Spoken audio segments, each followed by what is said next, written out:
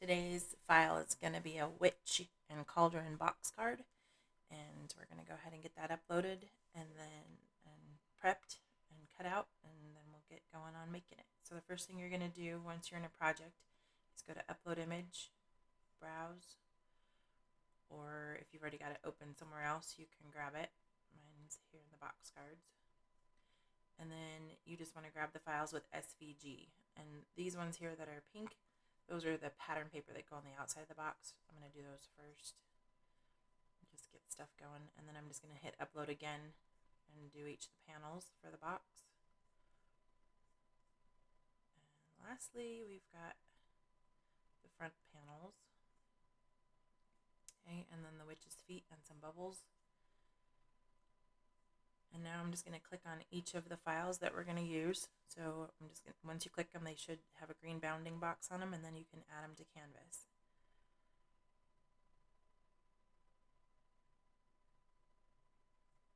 Okay, so the pattern paper I can just move if they're all stuck together. Click off somewhere on the canvas. The pattern paper I'm just going to move out of the way because it can just be cut the way it is. And then these I'm going to slide down so that I can access every little piece because we got to do our score lines. So I'm going to click on the cauldron and the witch's feet and ungroup. And then I'm going to click over here on this one and find the score lines that go with it by looking over here in my layers panel. I'm going to hold the shift key so that I can select both of those score lines, switch the orientation to score, or the operation, sorry. And then I'm going to connect it to this base. So I'm going to hold my shift key again, click on that back panel, and then click attach. And that just means that when it goes to the Cricut, it knows to score directly on that panel. When you click attach, it moves that object to the very front. If you want to send it back, you can. You can just click up here on arrange and send it back, or you can do command shift and back bracket and it'll send it backwards. Okay, so now I'm going to do the same thing with panel 2 and find its score lines, score, and then hold my shift key, grab the panel, attach, and then send to back. And I just do that so that I know, well, I guess you'd know you'd done them if the panels were stuck to the front too, but I just send them to the back and then I can see the dash lines and I know I'm done. Witch's feet, score lines, the back, attach, and then we've got to ungroup this one so that we can get to each of the panels. And we're working on the bats. This part here where it's like a light blue, I'm anticipating using acetate for those so that the bats just look like they're actually flying, which is why they're a light blue color. If you don't have acetate, you can use light blue or something that blends in with your card. Not sure what else you would use that would be kind of see-throughy.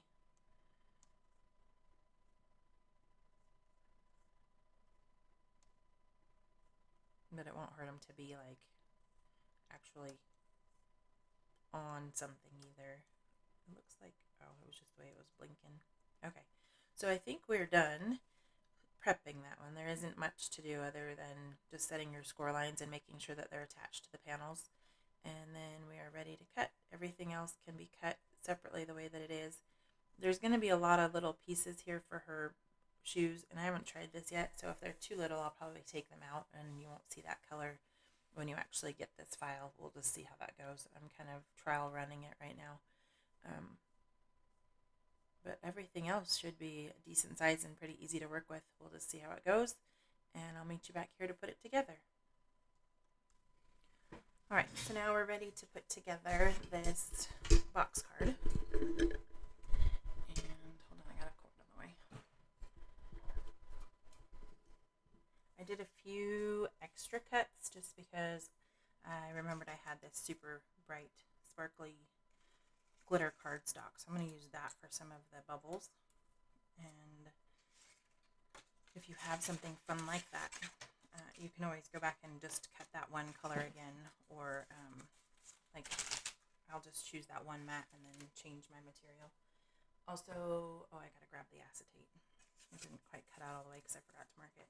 I have always stashed and hoarded Halloween paper, so I started going through my stash. So I pulled out 2 different types of Halloween paper that I liked and I thought would go good as the panels on here.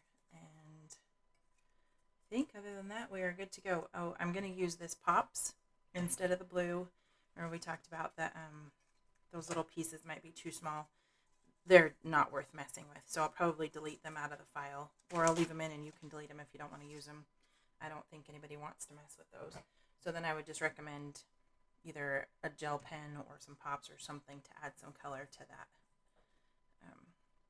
That little bit of her, I think it goes on her shoes. Yeah, it's the heel of her shoe.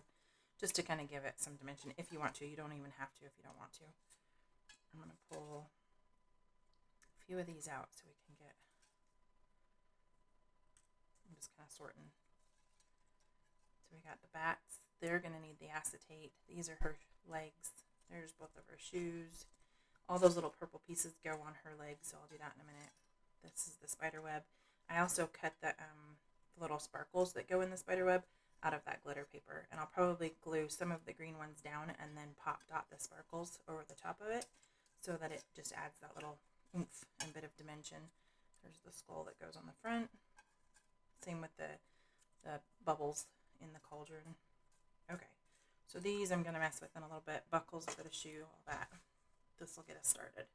Okay, so the first thing I'm going to do is go through and actually fold all my score lines before I do any gluing, just because while they're nice and dry, they fold crisper. If you start to put glue on these and then try to fold them, you're going to get kind of some, they just don't fold as nice. They're not as crisp.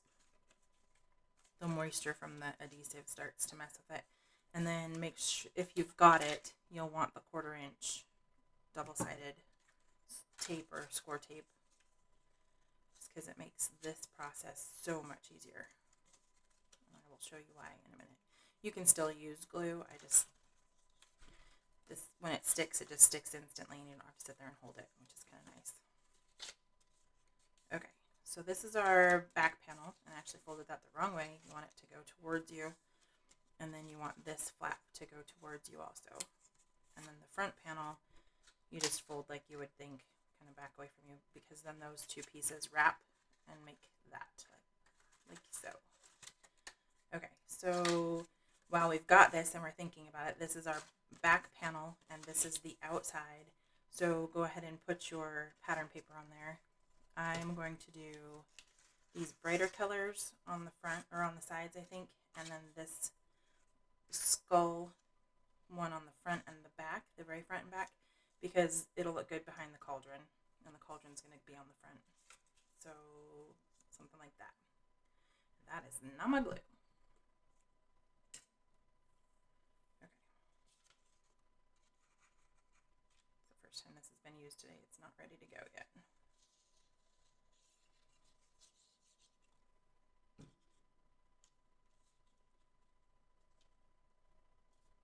And there should be just a little tiny bit of a border around each of your pattern papers.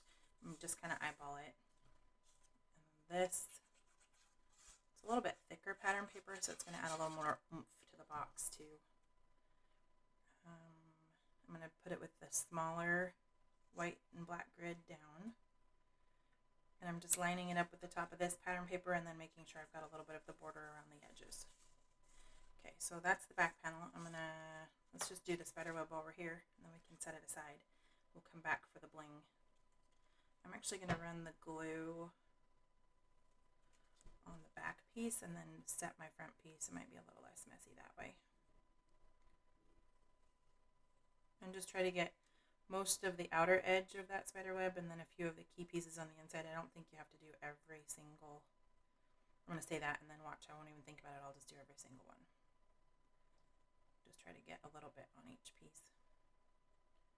I'm going to be wiping some glue on this one. Okay, oh, missed that one and that one. Okay, and then you should have a side that kind of looks a little bit more straight, and that's going to be the side that matches up with the bottom. And then you got that nice diagonal that goes all the way across, and then just try to line things up as you can. glue here is better because you can kind of squish things around.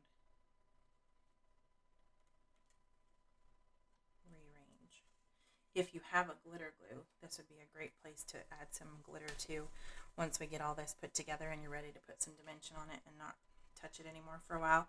Glitter glue across that web would be pretty cool too, but we're going to put those glitter chipboard pieces on there like that. It's going to be cute. Okay, so I'm going to set this one aside and we will work on the front while we're thinking about our pattern. Little pieces went down. This goes with skulls up.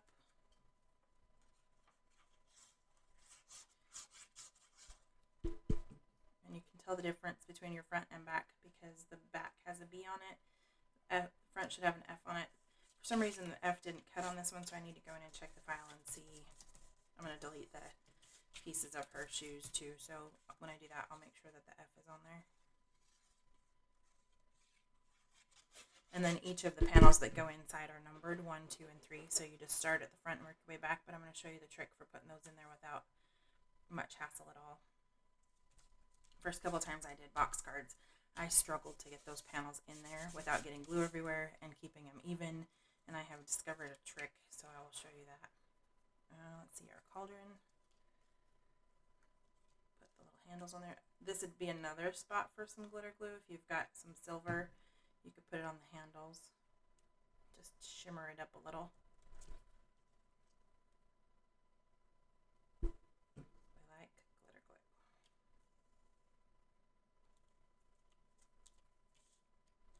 Okay. And if you want to foam dot this for a little dimension too, I'll probably glue the cauldron flat and then I'm going to foam dot the skull. So while I'm here, I'm going to put some glue on the back of the skull. Get that drying while I grab the foam dots. And then I'll probably pop dot him up a little.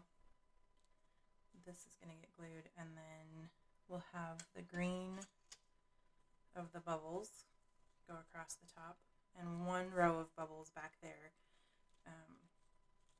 And then there's another row of bubbles on a different panel just to add the dimension and to make it look like she's actually stuck in the cauldron with the bubbles. And then I'm just going to make sure that my feet aren't quite past the bottom of the card base just because it's got a balance, and if they went past, it would kind of knock it off kilter. I'm going to glue this layer down, and then I'm going to pop dot the bubbles after I do a green layer of bubbles too. So I'm doing 2 layers of these. You don't have to cut 2. I just did because of the glitter paper. This would be equally cute just with the one set. And we got bubbles for days. That one goes there. That one's a little too big. And I need a small.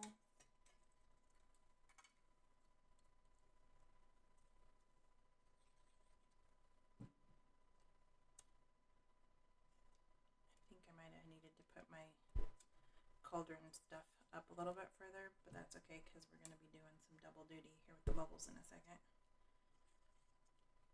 So if you haven't glued yours down yet, make it go up just a little bit more. The actual like puddle in the cauldron, just to kind of fill in. Unless there might be extra bubbles for that too. I'll have to go back and count. We have enough. I'm just going to kind of fill in with a few small. We'll just see where we end up. I'm pretty sure I double stacked them, that's why. There we go. Okay, so then I'm going to put a few foam dots on the back of him. And then I'm going to pause while I go grab the acetate because I left it over on the other bench. And I'm going to finish cutting it out because it didn't cut all the way. I'll probably do that on camera just so I can show you what happens if you don't get it cut all the way through instead of having to send it back through. And with the acetate, it's pretty easy to just run your scissors down it. Okay. So there's the skull. Okay, I will be right back. Okay, so I've got my acetate. I'm not sure how well that shows up on camera. Let's see if I can but it's cut, but it didn't cut all the way through. And sometimes you can just kind of bend along those cut lines and it'll eventually pop out. If not, I just kind of run my scissors down the cut line without really cutting, if that makes sense. Kind of like when you cut wrapping paper and you just kind of slide your scissors. I just slide it down that cut line and it finishes doing the job. The other thing is, this one's kind of thick. Plus I didn't set my settings to acetate. I'm going to kind of stack that over here so I don't lose it. You should have 2 of those. If you don't have acetate and you don't have like a carton or something that, you know, muffins or something came in, you could just use packaging from something that you ordered, or just use like a lighter color. You could almost do the greens just so it looked like the bubbles were still carrying the bats through the air, or following the bats, I guess. Okay. It's time for new scissors. My Provo Craft have seen better days. It's been like 20 years. And the kids have used them a lot. Okay, so I'm going to set this one aside. We'll work on the glitter pieces in a minute. I want to finish doing the rest of my bubbles first. And then the bats and the acetate. Let's just start with one and we'll work our way back. So one is her and her feet. I gotta figure out which, yeah. So her legs kind of curve out, okay? And you want to give it enough space that it actually looks like her stocking goes down into her shoe. And then we've got to lay all the purple on there too. And I'll probably just fast forward through that so you don't have to watch the tediousness of it, but and then you can just pause me and come back and do the same. Okay.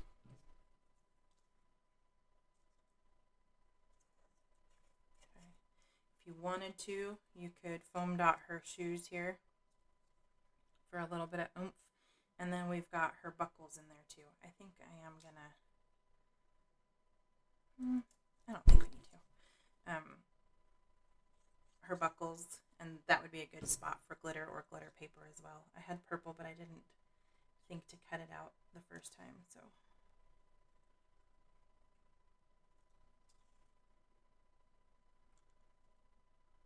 And just line up those shoes.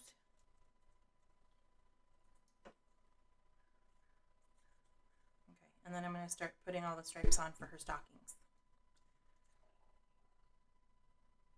And you can pause me and catch up, because I'm going to speed this part up.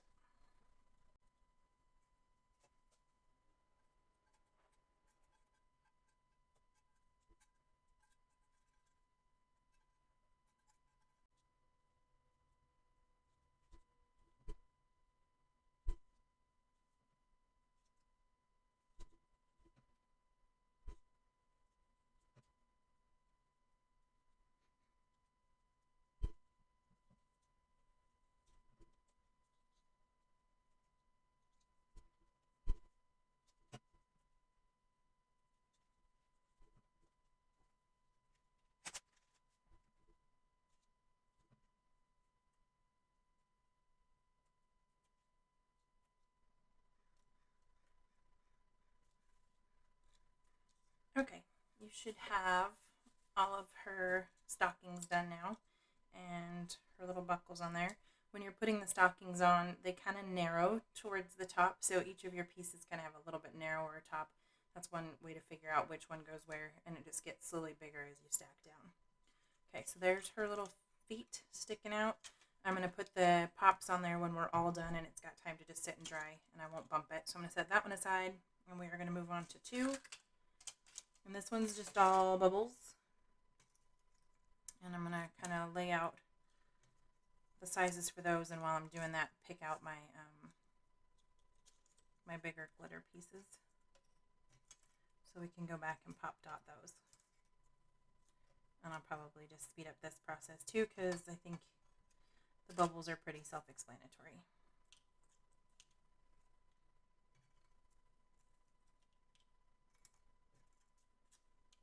Save a few out for, this was a small piece that went on her heel too. I think I'm just going to draw that on with the dots or the pops. Save a few bubbles to go up in the air. I think I gotta remember. I gotta look at the picture again.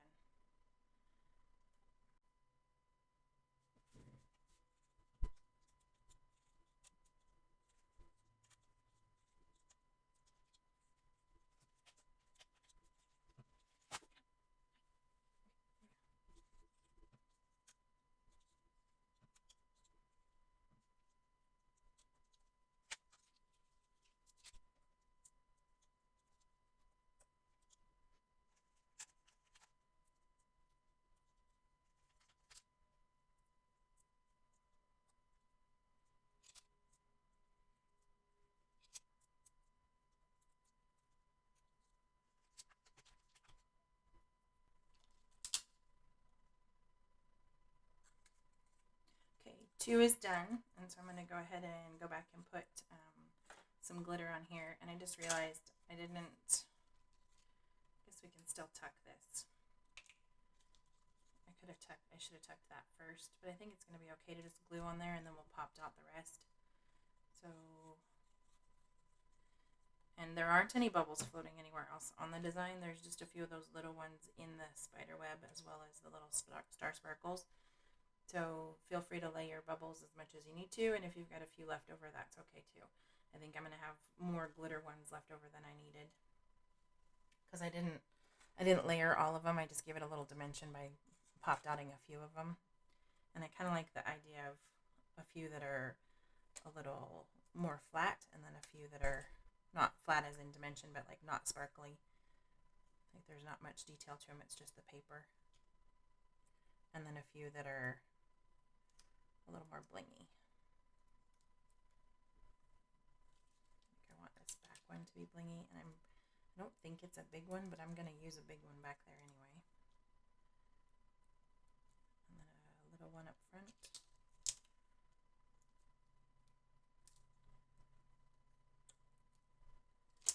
And one more little one over here. Yeah, so you'll see I didn't use all of them, but you could still use them somewhere else on the card, or obviously on a different project. And I'm not going to use any of the sparkles or the circles that were cut out of the regular cardstock, just because it's not really necessary, and I've got enough of these to carry on with the bling. I might do a few, like these are the insides of the sparkles. I'm thinking I'm going to put a few of those on the cauldron, just because. And I might float a bubble down here too, and then maybe a few down the side once we get there. I did that way too parallel. Let's see if I can move that down a little. It's still pretty parallel, but oh well. Okay, so there's the front of our card. We've got panel 2 and 3 done. We are moving on to, 1 and 2 done. We are moving on to 3. This is just the bats, and I'm going to use my thicker score tape. Just cut a few chunks of this off to attach those bats, and they kind of did them at an angle, and the big bat goes off to the left and the little bat goes off to the right. And if you need to kind of hold your card together to feel them out, you could do that. I remember this goes backside. I'm just going to go ahead and stick mine on there. I kind of want them hanging out the side of the card a little. It's okay because when you mail it, or if you need to mail it, it'll fold flat, and this will still be part, like within the design. And then when you stand it up, obviously, it's okay if it hangs out the edges a little. So then I'm going to cut a little chunk of this to the top.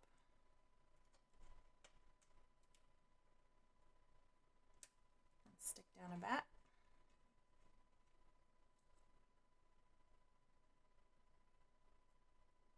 I might have to like push some of that glue up underneath him, because I didn't cut it rounded.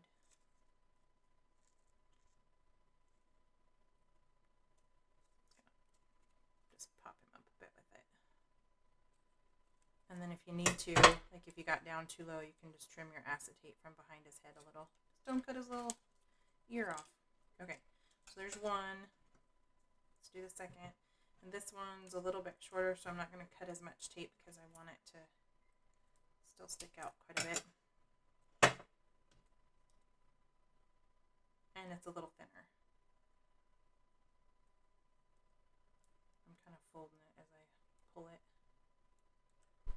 we go. Right to the top. And then just a little chunk for the bat.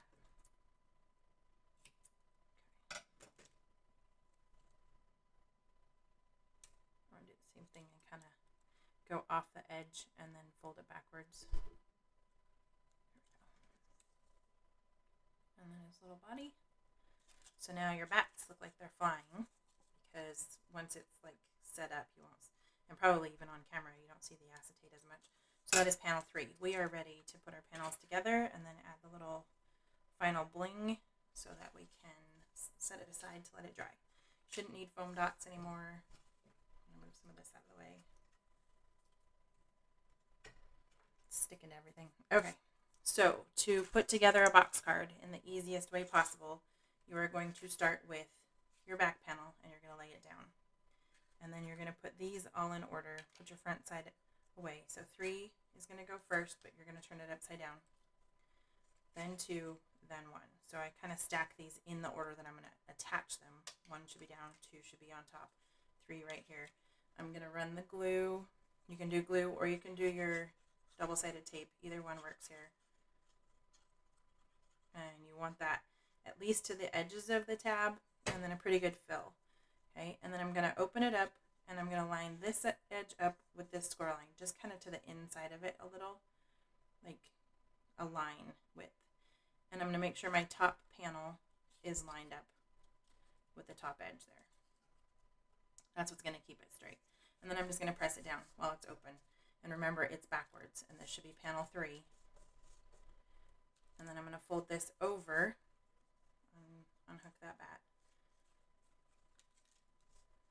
And when you do that along that score line, this edge should line up pretty dang close to that edge. You're going to have a little bit of a gap, which you want, because that's going to be glued and a fold edge over there too. Okay, and then you're just going to do the exact same thing with 2. You're holding it in your hand, the 2 is in your left, put the glue on the right, all along the edges, fill in the center pretty good, and same thing, line it up with the edge of this panel, but give yourself a little line, just a little, and then line up the top, kind of like you can visualize the top of this, straight as you can, press it down, and then fold that panel backwards also. I want a little over the top. Hold on. There we go. Okay, and then if you have to readjust, like if you use the score tape, you're not going to be able to readjust much. But if you glued, you can just make sure all your panels are lining up here on this bottom edge. But they should do that if you're lining up here on this top edge.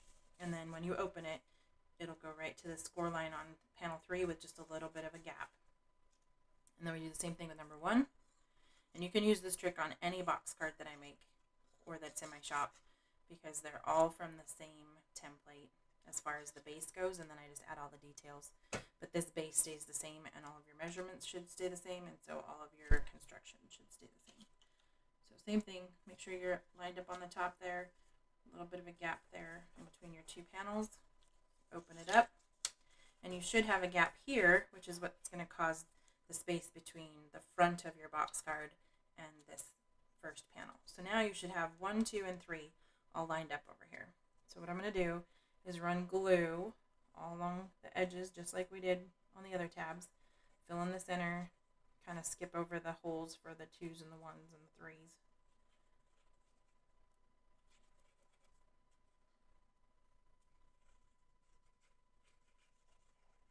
Okay, then you're going to take your front panel, and while you're holding all of this down, you're going to line this score edge up with the edge of this panel. So this flap should go past it.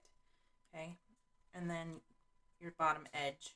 And if you just kind of take your finger and press right here, those will all hold down. Then I line up my bottom edge on my panel. I'll lay it flat. And then just hold it for a second. And this is where, if you want to use score tape, you can, because then you don't have to worry about holding these until they dry. Or you can just glue them. I'm going to use score tape because we don't have time for waiting for it to dry. So it's going to be this outside flap that gets the score tape. So if you flip your card over and you're looking at the back, this flap here gets some score tape. Just cut it at an angle. Okay. And then this, if you flip it over to the front, the outside of that flap gets the score tape. And I'm going to turn it the other way because my angle's already cut and it just makes life easier.